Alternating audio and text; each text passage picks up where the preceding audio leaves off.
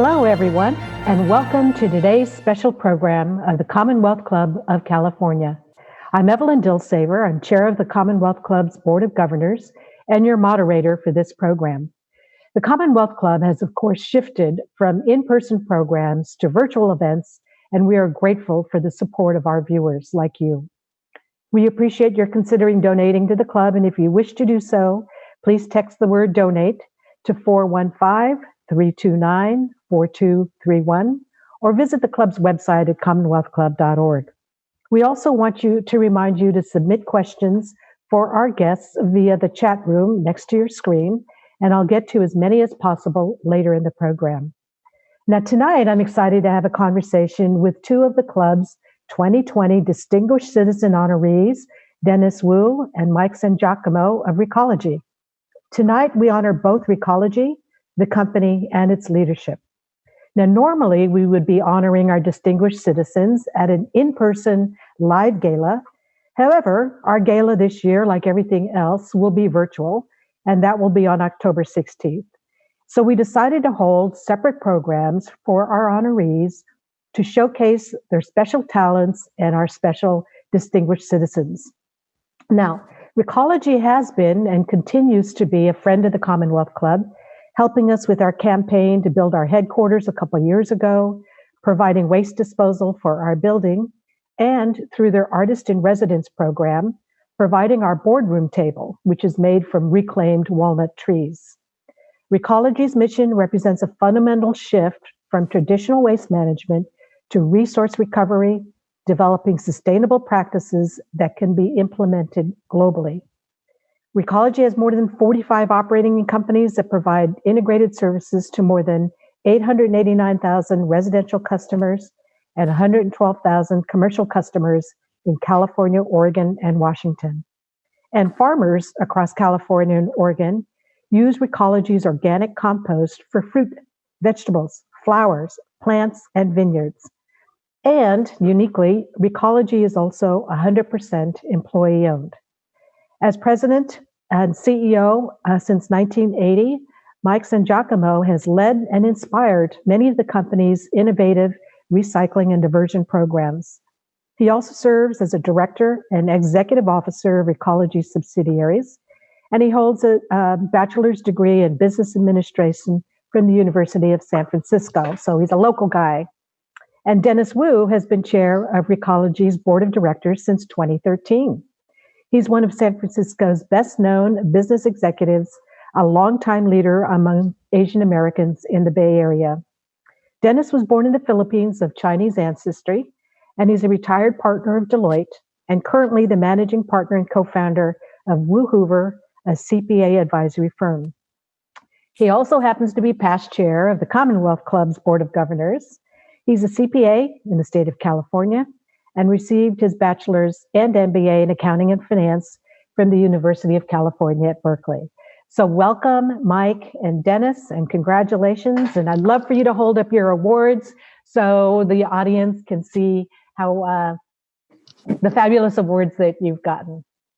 Super, thank you. And now I'd like you to see a few quick videos of congratulations from some of your fans.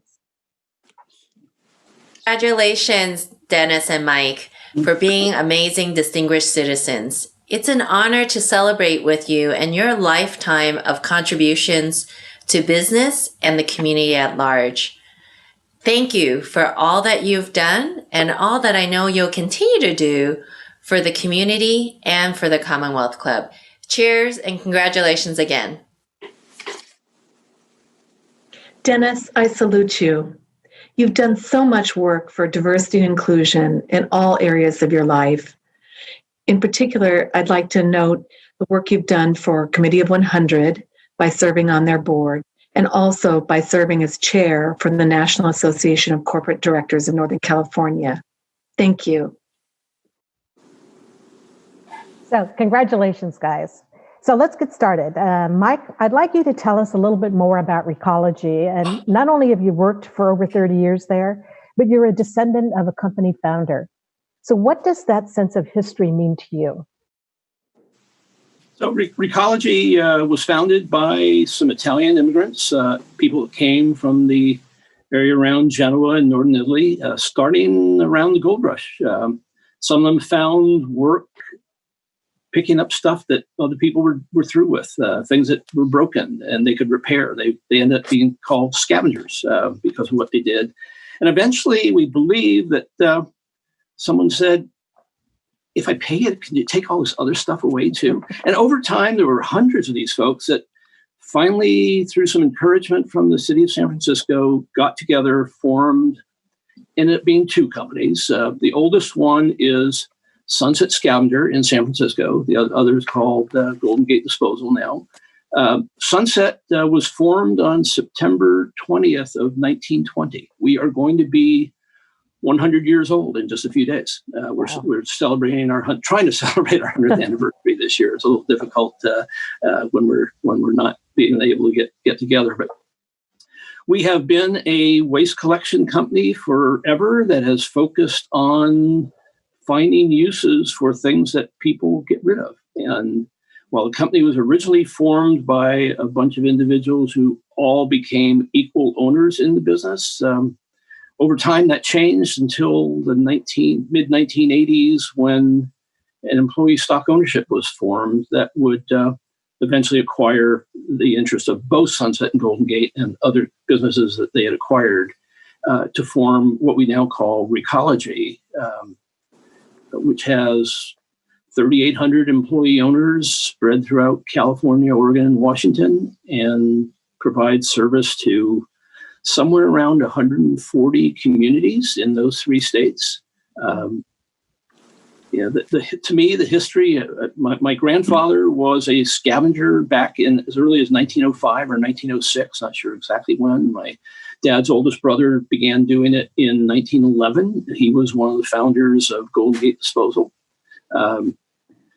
Just understanding where we come from, why these people came and did what they did, and the opportunity it gave them and others like them to have hard jobs that provided an essential service, but created decent livings for them and their families. And that we're able to continue that today for a lot more people, very diverse ethnic group of people who come from all areas of life, who want to do valuable things, valuable service for their community. That's great. Now, employee owned, not very many companies are employee owned. So what's that structure mean? And what other industries do you think it would really be useful to have employee owned structure? Well, there are a variety of forms of employee ownership, outright ownership of shares. You could have cooperatives, those sorts of things. Ours is something called an employee stock ownership plan. It's a plan sanctioned under the Employee Retirement Income Security Act, ERISA. Very formal obligations of what the companies need to do and how you treat the participants in the plan. It could work almost anywhere. The big restriction obviously is going to be capital. So capital intensive industries are less likely to become 100% employee owned.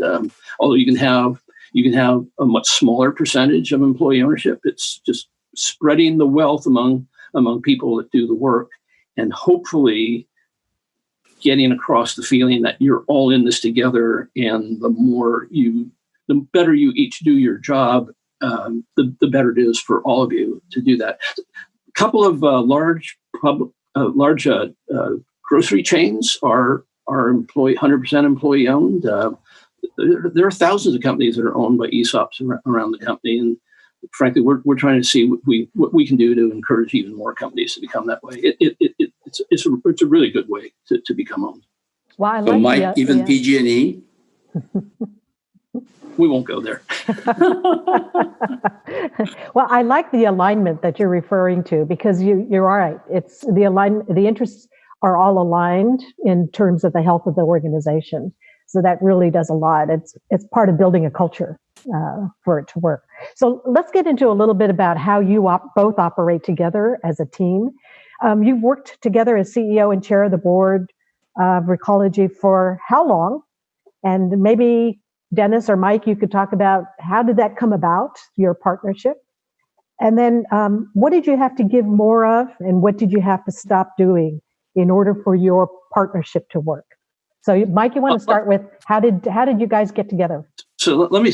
Dennis has been on our board since I think 2008. Has been board chair since 2013. But we originally got together because he was stalking me. I think it's more appropriate. Dennis tells the story because he's the one that started this. So, I was leading Deloitte's emerging and mid-sized business practice, and I had noticed that, I think one of the clients that I would like to have was Recology. And so I guess Mike puts it the best. I've never heard it used that way, but I was stalking him. I was finding ways to get to know him. And so I invited him to AIDS Foundation event. And I had picked them up as a client because they needed help. They needed an audit. And I persuaded the managing partner of our firm that was the right thing for us to do. And so we were doing it. And unfortunately for me, at the dinner, he was so touched by the speaker that he said, I want to be on that board. So that was the end of my stalking, because then my focus turned to try to help Mike get on that board. And he did. And so the rest is history. And eventually, when I retired from Deloitte, he called me up one day and said, I need a chairman of the audit committee. And I think it's, you're the guy. So we laughed about it because he turned the whole thing around. And so I don't know who ended up stalking who and who got who, but we've been together since. But you've had a great partnership, and it's a fun partnership. I can tell by that. So, well, it's been a lot of fun, and I have to share with you, Evelyn. When I became chair, we just looked at each other, and we didn't have to say a word.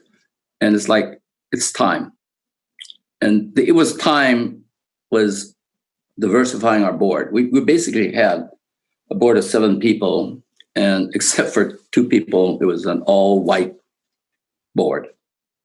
Wow. And I think one of the proudest accomplishments we had is in a very short period of time, we had a very diversified board. We had a Black, we had a Latina, we had a couple of Asians, we had a Hispanic. Well, I did say we have 2 LGBTs. And with 7 people, I don't think many people could say with the same pride that we have that I think really and truly we had all shades of rainbow. Yes. I was fortunate enough to meet all of them at a dinner that you had in Washington, D.C. And I would have to say you're ahead of your time, because certainly that's the focus today, is diversification of the boards. And I know, Dennis, you've been working on that quite a bit. To stay with the topic of leadership, what did you have to give up, each of you, to be able to work together as a team? And what did you bring out more of within your own leadership styles? I don't think we gave up anything. We complement each other pretty well. I spend my time day to day running the business. Dennis leads the board.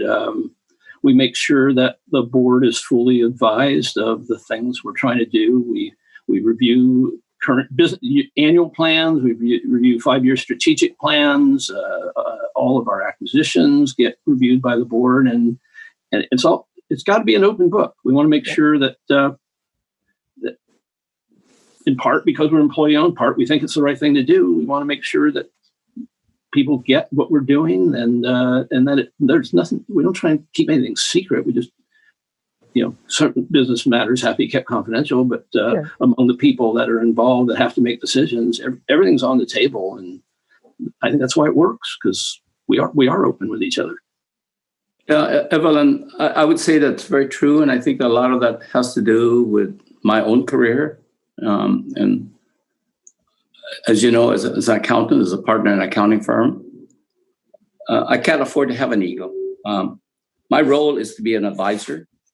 As you know, that's where we first met. I served Schwab for 22 years. Yeah. And my role was to be advisor to Chuck and to the others.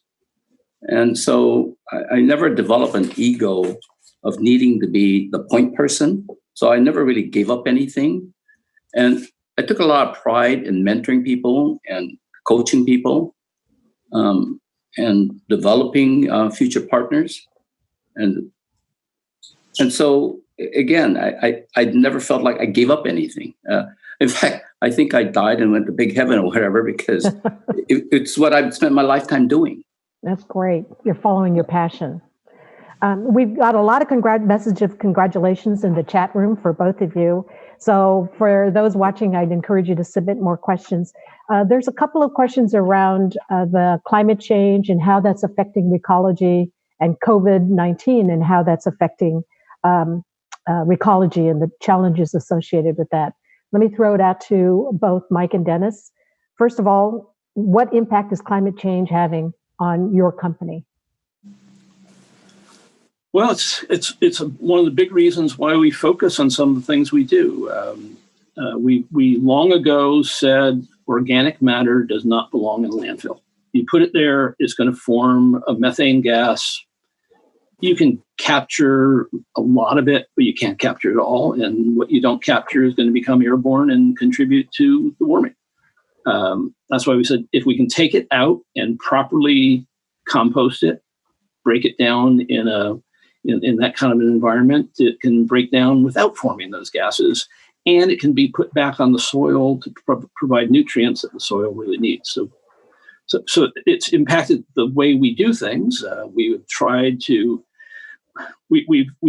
move away as much as possible from fossil fuels. Sadly, still using a little bit of diesel. Most of it is biodiesel. We're using some natural gases, but we've been working with truck manufacturers for years to try and come up with electric vehicles. We actually had our own made about 15 years ago, and it was underpowered, didn't work. But we actually own 2 electric vehicles made now in China. We're working with a U.S. manufacturer to try and get more of those done. So we want to make those kinds of changes, but it's impacting all of us. I honestly believe that wildfires are getting more intense because the climate has warmed up. It is warmer. It is drier in California. Maybe we should do more with forestry management, but we're going to have fires regardless because of the heat. We've had communities that we provide service to. Just this year, Vacaville, portions of Sonoma County, other portions of Solano County, Butte County, Marion County, Oregon, and Jackson County, Oregon, all have had fires that have impacted our operations. We've had employees that have lost homes in 3 of those 4 locations just this year. We need to recognize it's a real problem and start. I hope it's not too late. I hope we can do things that can at least prevent this from getting even worse, because it's pretty bad now. I really don't like breathing air that has 300 particles per million in it. That's unhealthy. It impacts us, our communities. It's a real problem, and we've waited too long to do something about it. And Evelyn, I think, comparatively speaking, in terms of the size of our company, we have one of the smallest percentage of material that goes to landfill. And we probably are, Mike, would you say that the dominant composting organization in California in terms of, processing compost? Yeah. So I guess the question, I know a couple of years ago, Mike, you and I talked about this when China was refusing to take the waste from the United States because they said, we're full up. You didn't have that problem. Could you talk a little bit about that? Why? What foresight you had with respect to your the cleanliness of your product, that you didn't have that issue of China not taking our waste? So the kinds of products we were selling in China, other parts of the Far East as well, were mixed waste papers, old corrugated cardboard, some plastics. We have always been a high quality provider of those materials. The papers that we do recycle and have available for reuse are about the cleanest that people can find, particularly the stuff that comes out of San Francisco. Part of it is the ethic of the people doing good sorting. Part of it is we have a really high-end MRF, a material recovery facility that processes that stuff and gets contaminants out of the paper. There is a problem with some of the plastics that a lot of that single-use stuff, there's just not a lot of use for because there's too many different types of polymers in it, and nobody's got the projects that can properly reutilize those different types of polymers that are blended together and all that mixed plastic waste. You know, Mike, you've testified before the California Sun and written a related op-ed piece in the Chronicle in an effort to get industries to create products that are truly recyclable or compostable. What can each of us do to help make that happen? And how are you feeling about your ability to move that forward? Well, we believe that anything that's made should be made in a way that it can be reused, recycled. Landfills and incinerators ought to be used for just minimal things that are just coincidental, that can't be made in a way that can be reused. But sadly, not every industry believes in that. So after a 60 Minutes episode a couple of years ago, I think it was the end of 2018, that was filmed at our recycling plant here in San Francisco. We didn't mention us, but it was used the plant. And I watched that episode and said, you know, despite all of what we do, it doesn't feel like we're even part of the solution because the problem is so bad. And so I wrote that op-ed and encouraged the plastics industry to work with us and see if we could come up with some ways to allow that where they could make products that could be more easily recycled, and work with us to find ways to recycle them, put them back. And the problem is that making plastics from virgin material is so much cheaper than anything else. They don't want to be bothered.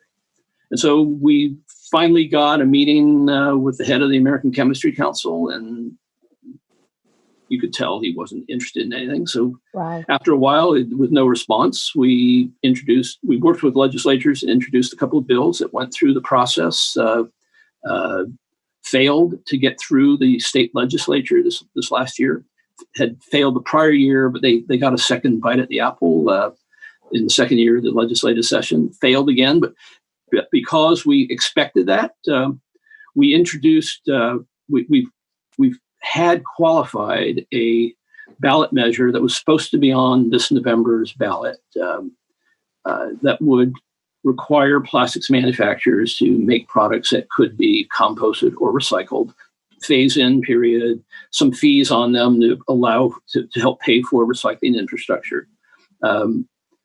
Because of COVID, we didn't get our signature gathering done in time, but we now have. We've turned in something like 875,000 signatures, a couple 100,000 more than is needed. Those, again, because of the coming election, that will be certified in January, and that ballot measure will appear on the next general election, which will be in 2022. So people can recycle the best you can with the things you get, make intelligent choices on what you buy, try and minimize the purchase and use of single-use plastics, because there's really nothing to do with them, and they're creating an awful lot of environmental problems that we're just now starting really to understand. And support and vote for the ballot measure that we don't know exactly what it'll be called, but it's something like clean water, clean streets, clean air. Stop plastic pollution. But that'll be on the November 2022 ballot.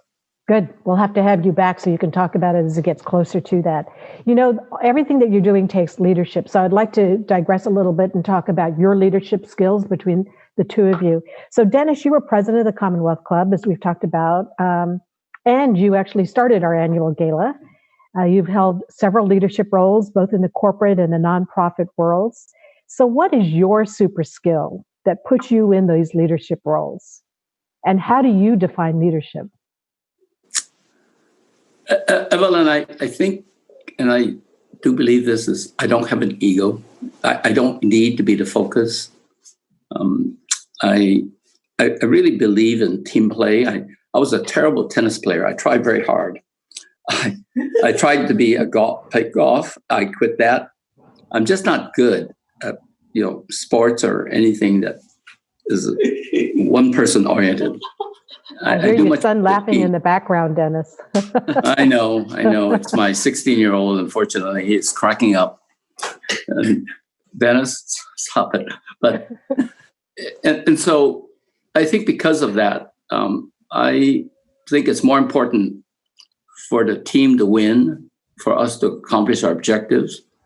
And so I've always prided myself in being the person, being sort of the director, if you will, or the producer, and the person who pushes other people. And that's been my leadership style. It's always been about the team. That's great. Mike, same question, because you've been leaders in many roles, CEO of Recology, chair of the board of the California Historical Society, Chamber of Commerce. What's your leadership style? What's your super skill? I'm not really sure there is a style. I get involved with things and organizations that interest me, and I either buy in and want to help and probably become a little too outspoken and get put into leadership positions that I hadn't thought about getting into. But you either want to be involved and do something good or you don't. And I've been involved in organizations that weren't fits for me, that I left because it wasn't doing me or the organization any good. But where I have an interest, a passion, you just want to help. I like that. I don't think I have a big ego. I like to tell people that it's hard to get really excited about who you are when you pick up other people's garbage for a living. And we used to when we went into places, we never went in the front door. We went in the tradesman's entrance. So you just didn't think of yourself as being all that special. I still don't. One of my favorite things to do is get out and talk to people that work collecting garbage and recyclables and who work on our sort lines and our facilities. They're real people. They're doing something constructive and meaningful every day. And to me, those are the hard jobs that people have to do. Well, the leadership skill that you're showing very much is the ability to connect with the people that work with you and for you. And to me, that's an important skill set that any leader has to have. So continuing on, Mike, you're on the executive committee of the Bay Area Council, which of course welcomes business leaders that are committed to working with the public and leaders and other community leaders to keep the Bay Area innovative and globally competitive. So what do you think makes the Bay Area so special, especially in light of COVID? There's a lot of discussion about how many people are leaving the Bay Area or coming, and those coming in. So what do you think we can do to make sure that the Bay Area is still the best place to live and to work? Well, it's a fantastic place because other than the last couple of weeks of bad air quality, it's been a pretty special place to live. You don't have to go very far to go skiing, do water sports, great wines, some of the best food grown in the area. So it's a special place, and we all know that it has attracted some of the best minds in the world. Silicon Valley is a testimony to that. It is such a great place, and we need to keep it that way. We've lots of people leaving when they had the opportunity because of COVID, because it's too expensive to live here. Is that part not enough housing? Not enough housing in the right areas? Those are the kind of the Bay Area Council addresses. Where to put housing, more of it, how to get people around the area a lot better. And and things are good, but they need to be a lot better if we're going to stay one of the best places to live in the world.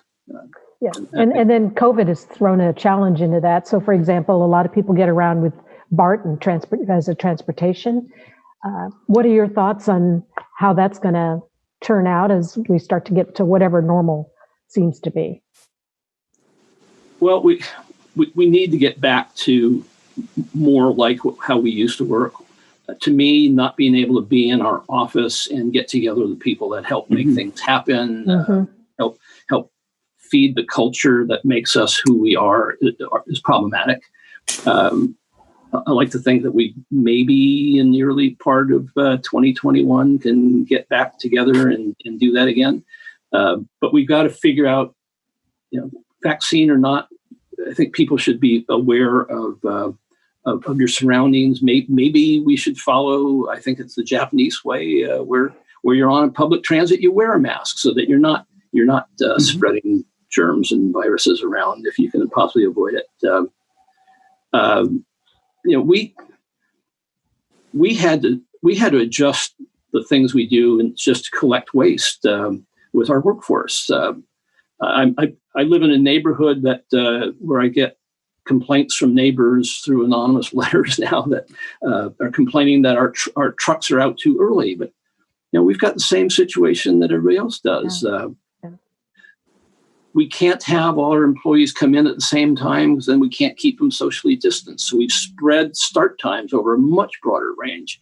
People are coming in really early and some are coming in really late, and the route times are spread out over a broader spectrum. And yes, some of them are in residential neighborhoods when you kind of like to be sleeping, but we think we've got to keep them safe so they keep doing their job. They've got family issues with child care and the like. They're all human beings with those kinds of issues, and we've tried to do what we can. So sort of knock on wood, we haven't had any cases that we know of that originated from work. There have been very few, thankfully, where people have gotten the virus from third-party sources. But we've been able, because we've been doing those things, to keep the work going and keep the cities clean and get those products that we collect recycled, composted, or landfilled where they have to be,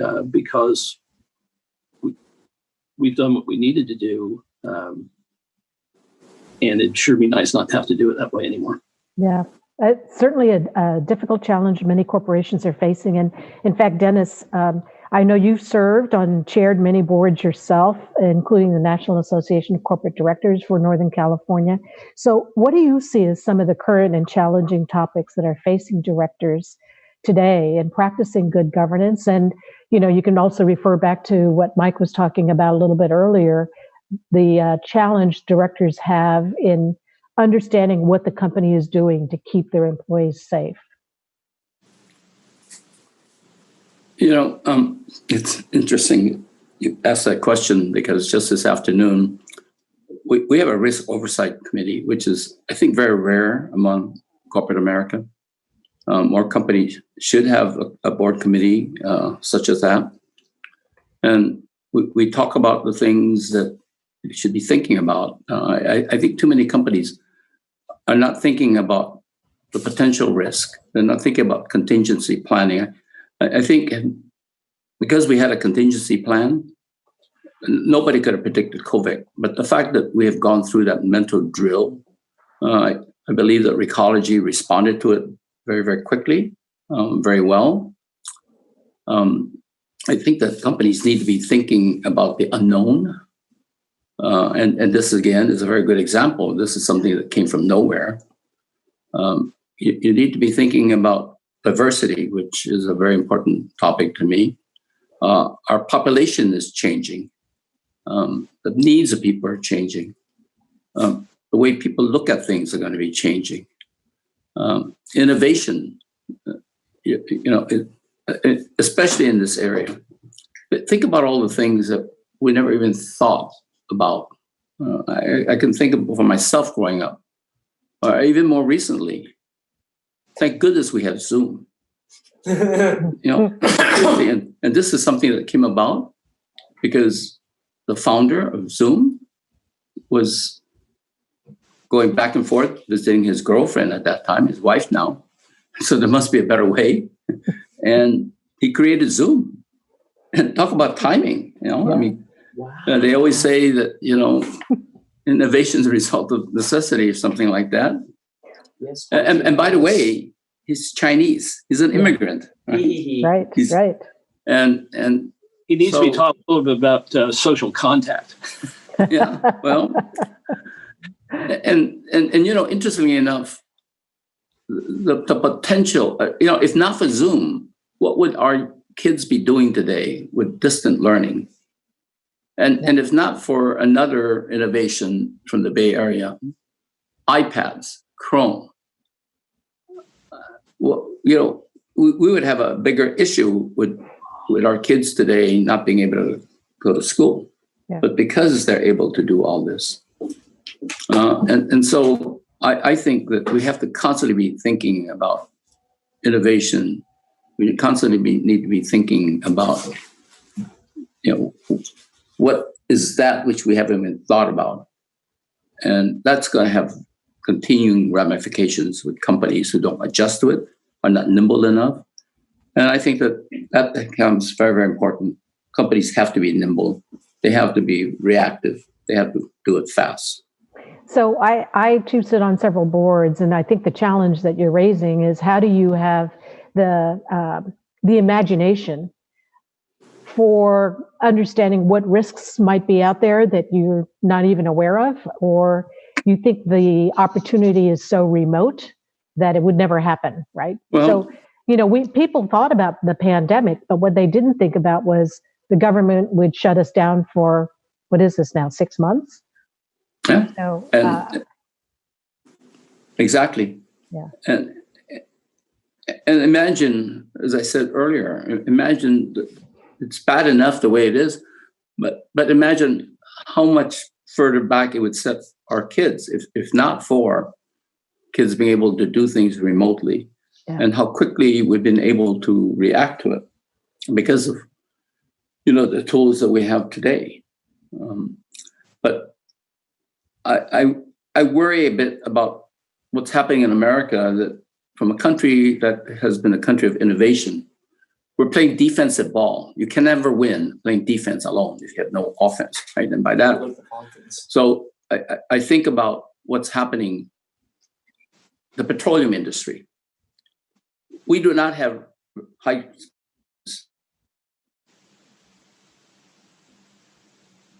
we froze a little bit, Dennis. Hopefully we can bring it back.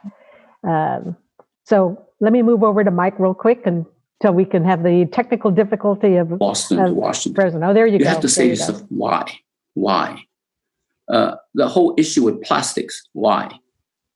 Well, we have something called the petroleum industry that is fighting for their survival. But they're fighting for their survival at our cost, right? And so they're killing us with pollution. And now that they can't kill us with pollution, they're going to do it with plastic now. First it's the air we breathe, and now it's going to be plastic. But they got to keep us going with petroleum, and because they won't give it up.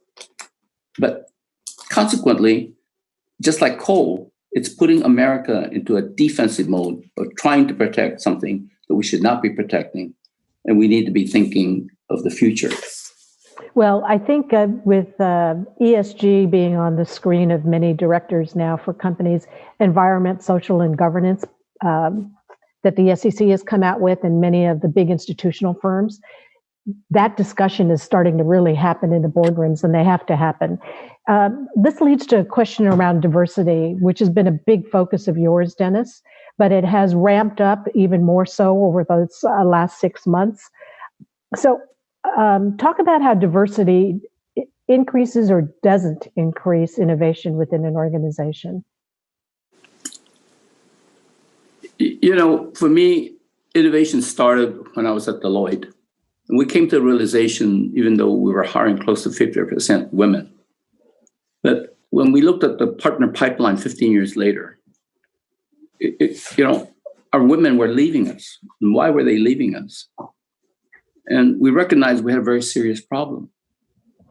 And so we had to make changes. And later on, we realized that the whole model also changed because we were hiring more people of minority background. We were hiring a lot more Asians. We were hiring, Hispanics and Blacks. And again, we were not sensitive to that. And so we started a massive diversity program.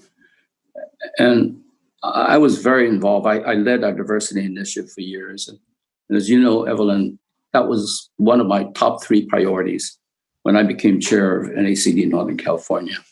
And I have to say that I'm very, very proud of what we accomplished. The NACD board is diversified. Our speakers are diversified. And we were ahead of the times. And the state of California now has a law mandating that companies headquartered in California, public companies with more than 7 board members must have a certain number of women on the boards, and there are certain time deadlines that were set. And now there is a law that is awaiting signature by the governor, Assembly Bill 979, that's going to mandate that we're also going to start having to have minorities, Blacks, Hispanics. I'm very proud to say LGBTs, Native Americans, Asians on boards. And I think people having diverse boards, having diversity in management is going to force people, not force, but allow them to think differently. Because with our changing population, if you don't understand how a Hispanic thinks, what's important to them, you're not going to react fast enough to the changing, market, what the buyers are going to want, what their habits are, what are important to them. And so our changing face of America, I think that management needs to also change. I think boards need to change. You go to hospitals.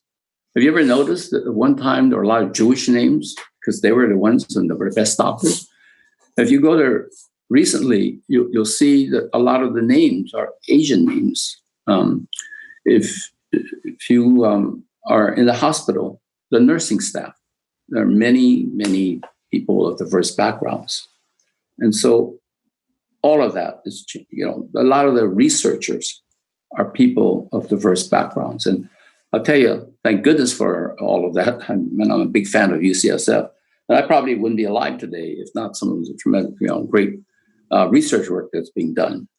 And a few weeks ago, my son met a young man who went to Lowell High, ended up going to Stanford and Harvard, and he went to UCSF, and he's doing medical research, I think stem cells of some sort, and he's in a Mayo Clinic, and he just happens to be Asian, right?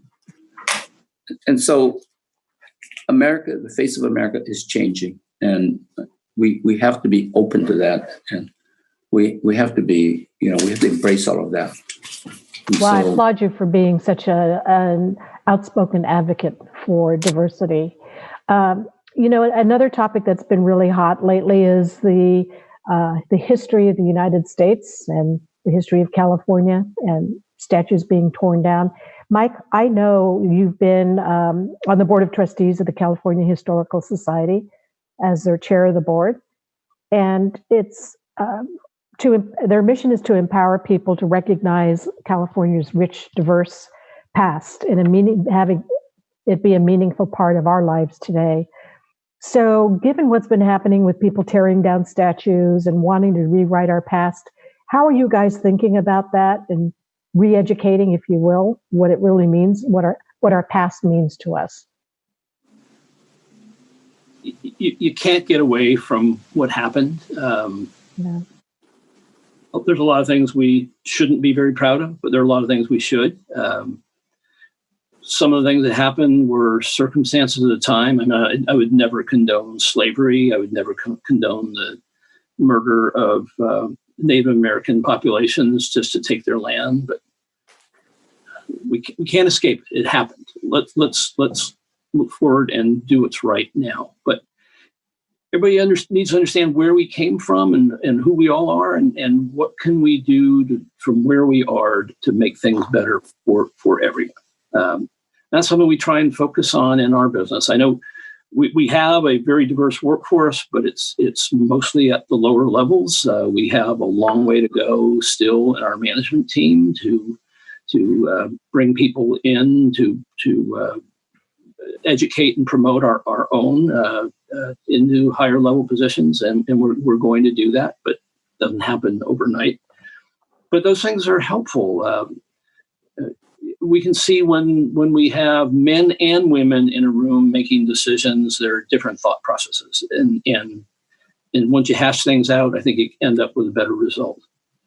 And getting people who have just, whether they were rich or they were poor or somewhere in the middle, or grew up eating pasta for dinner or rice and beans, we all approach things a little bit differently, and getting that variety of ideas together when you're in a business with people from all those backgrounds and you're providing service to people from all those backgrounds, it just makes, I think, for better results. So we're proud of what we are, but we also want to be even better than we are, and that's something we know we're going to focus on in the next few years, now and in the next few years to make it better. Yeah. So just to follow up on the burning down of statues, is the Historical Society trying to do something about that in terms of finding ways to bring them back or honor others who might have been missed out in the statues? I think the California Historical Society has a fantastic collection of materials from the very earliest days of the state. I've seen some stuff from the Spanish colonial days. We had an exhibit of called "Meanwhile in California," where we borrowed some materials from New York's Historical Society, Hamilton, that period.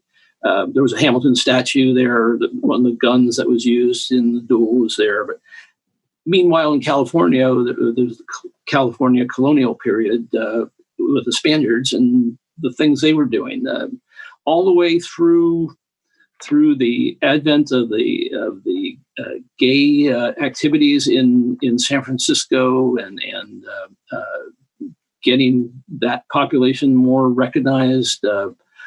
They have a little bit of everything, but I get too excited about history sometimes, and I like to think that maybe the North won the Civil War, but we really didn't. They really didn't, because they let the Southerners who fought against them get back in power and honor people that fought against the United States. And that, in my mind, that never should have been allowed. That's something that the people in leadership of this country failed us all on. That you don't recognize people who turn against this country. I'm sorry, they should just be forgotten. They should be written off as traitors. But let's recognize the people that are doing good stuff for society as a whole. People that invent really great stuff. People that bring populations who are maybe downtrodden out and get them better services, better utilization of the rights that we should all have. We just want to see everybody have equal opportunity to make the best of themselves the best they can. Nobody's going to get handed anything just because you're X ethnicity. You're going to have to earn it. But give everybody that chance. And I think that's what we want to promote as a society. Yep.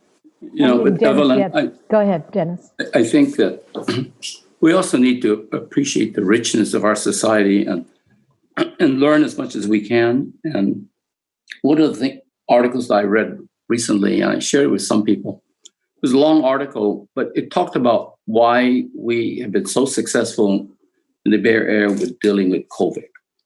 And it talked about the cooperation and how people pull together. But, the root of a lot of that was the experience that we all went through with the AIDS epidemic, and what it did to our gay community. People were dying left and right. And I remember that something was wrong, and there were terrible things said. But, this community pulled together as a result of that. And from that experience, they attribute a lot of our success to that experience that we went through and how we pulled together and how we worked together. And it was really, heartwarming to read about how UCSF, how Chinese hospitals, how many organizations pulled together, our mayor, because we learned from the past. And sometimes it's sad when we don't learn from the past. We don't acknowledge, for example, the significant contribution made by the Chinese in building the railroad. I didn't know until I came to America much later. When people say you don't have a Chinaman's chance, well, what was that? It was because these poor Chinese who came from China, so desperate for work, were the ones that dynamite the tunnels. There's not a single picture of the Chinese, when the two railroads met. But yet it was because of the Chinese workers, and it's starting to get some recognition, who built the railroad from here over to Utah, that America was connected and united and made the kind of progress that we did. And so many people, we talk about diversity, made a big difference in where we are today in this country. And we need to honor that. We need to recognize that. But we also need to learn from that and learn that we're richer because of all the contributions of so many people from all over. And if we would only allow everybody to contribute the best that they can, we would even be a richer country, not in terms of financial wealth, but just in terms of richness in our culture and in other ways. Yeah, very much a melting pot. Question from our audience. What advice do you have for people to keep their spirits up during these challenging times? And how do you keep your spirit and resiliency going? You think we are? You're smiling, Mike. You just gotta look at the bright side. Hey, you're still alive. We still are. We're still living in a really great area. All things pass. I think even if the virus isn't defeated, we're learning how to live with it. I think we're going to be able to get out and do more things as a result. Maybe not everything, but yeah. If you don't look at the bright side, it can get pretty nasty. So I'm one of these people that focus on the good stuff and what we can do. And if there's something you want to do that you can't do right now, well, set your plans for a future date and go do it then. But there's plenty of good stuff to do now. Great time to reconnect with family. I spent more time chatting with my kids. There's 4 of them spread out around the city during this than I ever did before. We're all living in our own little bubbles, so we get together and share some good food and some good wine, whether it's homemade, not the wine, but the dinners are homemade, or we go out and get them from some of the really good restaurants we want to see survive. Just keep doing those things. Yeah, family. Read books, watch movies together, do jigsaw puzzles, keep the brain active. I think those are all really valuable things to do. Dennis? So the positive thing is that we don't have to commute as much, so we have more time. And each day, maybe it gets better and better because it gets closer to November 3rd. So tick-tock, November 3rd, you guys, life would be much better as long as you vote. So how do you keep your spirits up, Dennis? I keep busy. I keep engaged in a lot of not-for-profit organizations. Yes, you are. A lot, and I can't seem to say no. I had someone who tried to recruit me yesterday to get involved in fundraising for a hospital building. I said, no, I can't do that. And I'm not sure he's taking no as an answer. So, and he may be on the phone, but anyhow, but that's how I keep myself busy. And I get engaged in things. I get enthusiastic about things. For a while there, I was involved in a group that was working on trying to source PPEs. Now I'm engaged in a group that are working towards a better tomorrow after November 3rd. I'm involved with a group that's working on revising bylaws. There's no limit to what you can get involved in if you're willing to get involved. And so I visited my oncologist last week, and he was saying to me, "Well, Dennis, it's been 6.5 years since you're cancer free and you're reborn." And I said, "Yeah." I said, "You told me at that time I was going to be reborn because I had stem cell transplant. And I really feel like I'm only 6.5 years old. So I feel like I got a lot more energy. So, but I'm thankful every day that I'm alive because, if not for research and the money that the people in California invested when we approved the proposition for stem cell research, I probably wouldn't be here today talking to you. And so I have a lot to be grateful for. And that's one reason why it's so important for me to make, to do what I can. That's my only way of saying thank you for, each day that I'm alive, is to contribute what I can to society. Thank you. That's why, I'll tell you, that's why you guys are both our distinguished citizens. So I have a couple of fun questions. You might get this all the time, Mike. So how many people don't understand the meaning of the different colored garbage cans? You have 3 or 4 of them. Do you get that question?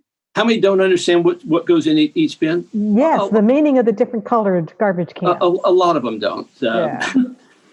We're constantly re-educating. We try and have colored banners on the top that explain what goes in which. It's pretty simple. If it's going to decompose, it goes in the green bin. If it doesn't decompose, it doesn't. Like plastics don't belong in there. Glass doesn't belong in there. If it's recyclable, like pretty much any paper, any type of container, bottles of metal, tin, or aluminum, or glass, or those types of plastics can be recyclable. If it's not, it probably goes in the residual cart. Okay, that's a good quick lesson because I'm always confused. Another one. Somebody drives past the San Carlos Recycling Center every day, and it looks like quite a big complex. What goes on there that we would be amazed to know? I guess we're talking about the San Francisco facility. Yeah. Wow, there is so much that goes on there. All of the trucks that collect from principally the residential neighborhoods of the city are parked and maintained there, and all the drivers who drive those trucks and pick up that material leave from there in the morning, come back at night. They fuel up there with compressed natural gas, with renewable biodiesel. They bring the organic material there that we then transload into bigger trucks that go off to a compost facility that's way outside the city to turn that material into compost. And the residual material goes there and also to be hauled off to a landfill. We also have a construction waste processing facility there that we've just added. They'll be operational in probably a week. We've added some robots that are going to help sort construction waste where it can do a better job and less strain on human bodies than sadly the human body can. So we'll be adding some of those to get more material recycled. We have a household hazardous waste collection facility there. Any residents or small business in the city can bring in paints and motor oils and all the stuff that has toxics in it that you don't know what to do with, and we'll we'll classify it properly and dispose of it properly for you. Probably, I don't know, somewhere around 80% of that material is paint. Wow. We batch up all the latex paint, and it comes out into, our own staff does this, comes out in one of three colors, kind of an offish white, a grayish color, and kind of a beigeish color. It all depends on how much of everything goes in it. And we make that available for groups that want to use it to paint out graffiti or paint anything else. It won't cover as well as brand new paint, but it still does a good job. And that's also the place where our Artist in Residence program is based. So could you talk a little more about your Artist in Residence program? The artist program started in 1989. It was the brainchild of a woman named Jo Hansen, who lived in Visitation Valley, who started sweeping her streets and cataloging in binders all the stuff that she found, that, packages and pieces of paper and all this stuff. She made the pitch to the city that there should be an art program that dealt with garbage. And we were approached and said, it's one of my very first executive decisions as CEO. I made it when I was still CFO in 1989.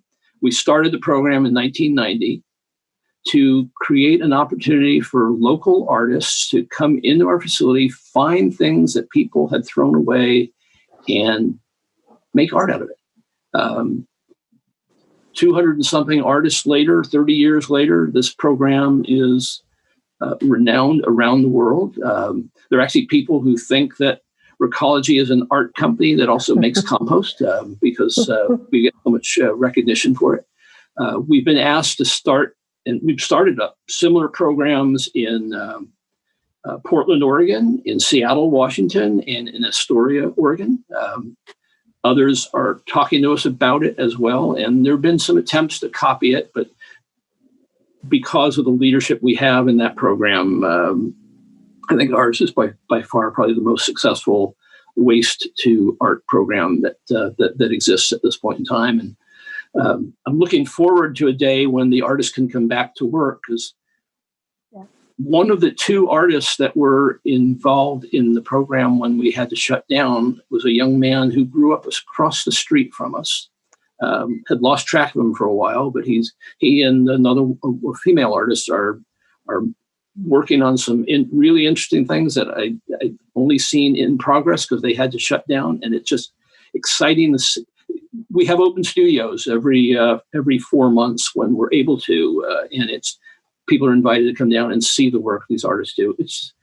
This is not just a garbage company. This is a place where resources are looked at as what can be done with them to put them back to reuse rather than considering them waste. And we would love to make everybody that we can contact think that same way about the things you no longer want.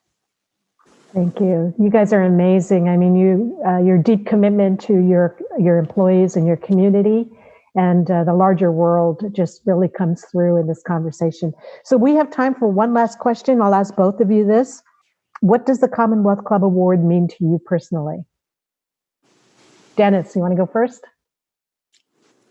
Well, Evelyn, it's something I honestly never expected. But for me, it's an affirmation that what I've been doing has been the right thing to be doing. So that's what it means to me, is that, it's kind of like a data boy, what you've been doing and what you believe in has been recognized. Great. Mike? Yeah, I honestly didn't expect it. I had no clue it was coming, and it's something I never would have thought about trying to get, because I'm a garbage man.